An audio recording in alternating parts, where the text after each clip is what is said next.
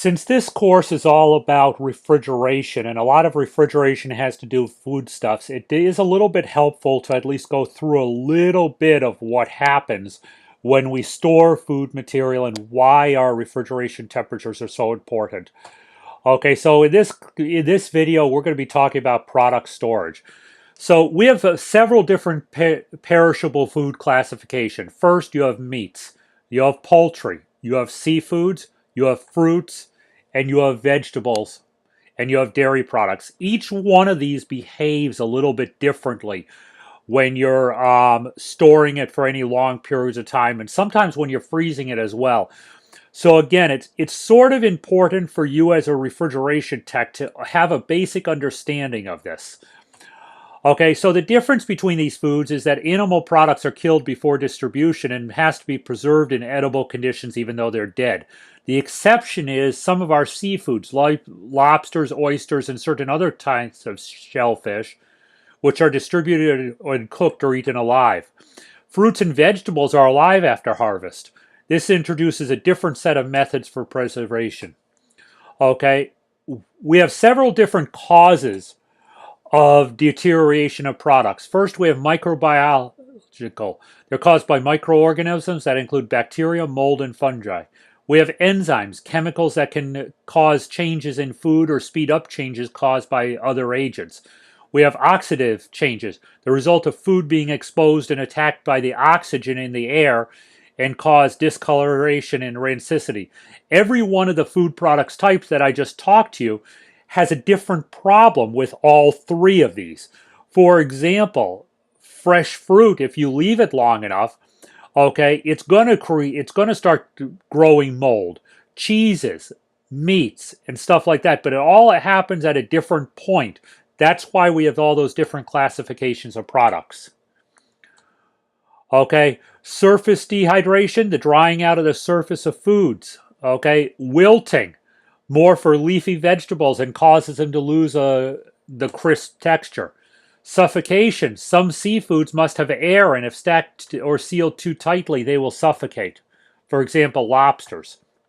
Okay, so over the years, there's several different storage methods that have come up. First of all, they started off with salting. Everything was heavily salted.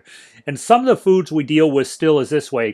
So meat was just soaked in salt brine, and the salt prevented it from going bad because after you salt something, there isn't much moisture.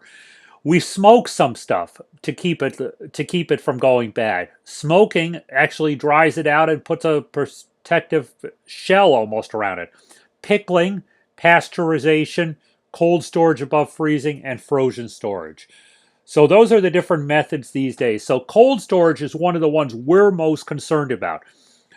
Okay, cold storage is storage above freezing for short periods of time after harvest, processing, warehousing, or distribution to the retailer.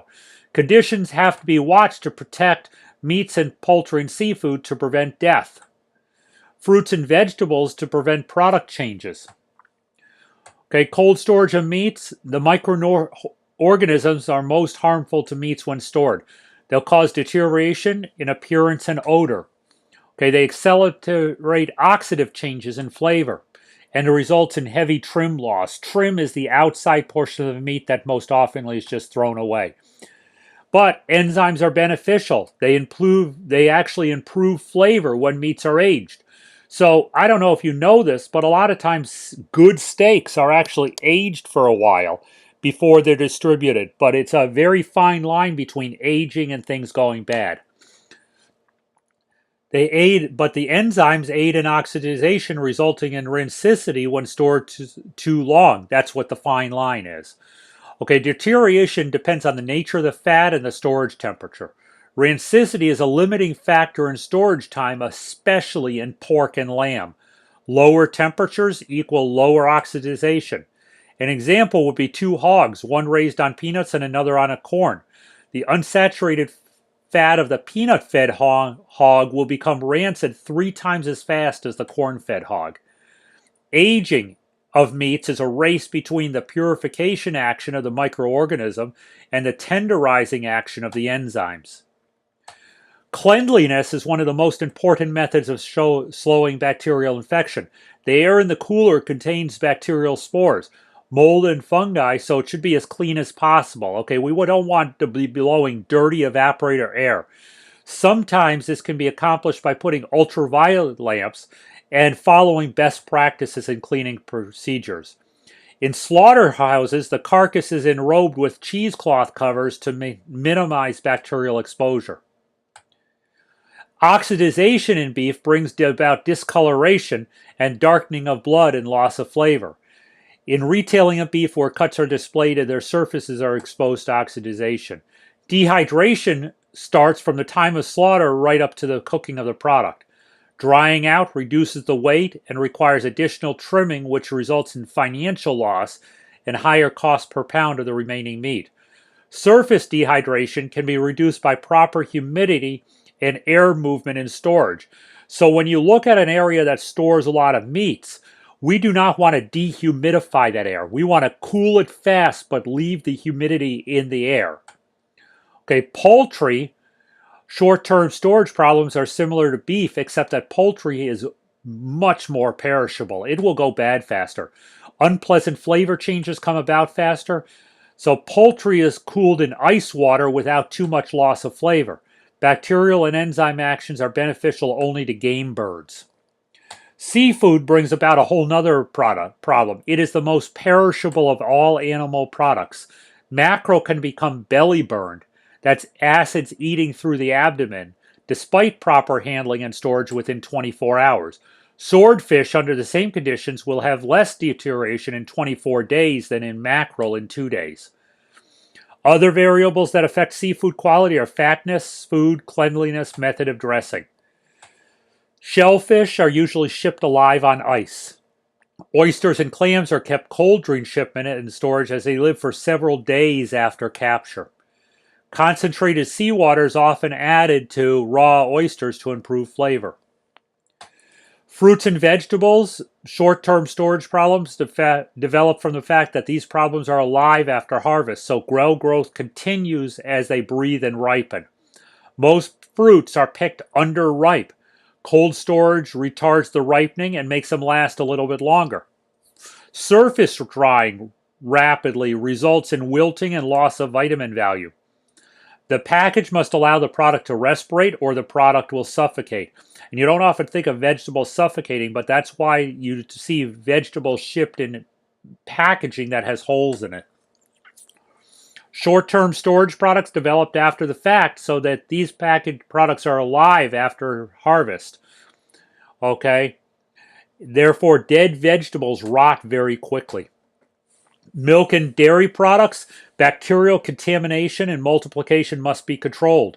Milk is cooled rapidly immediately after it's taken from the cow and kept cold until consumed. States regulate the maximum bacteria count of milk when bottled. Butter must be kept cool because its high fat content will go rancid very rapidly.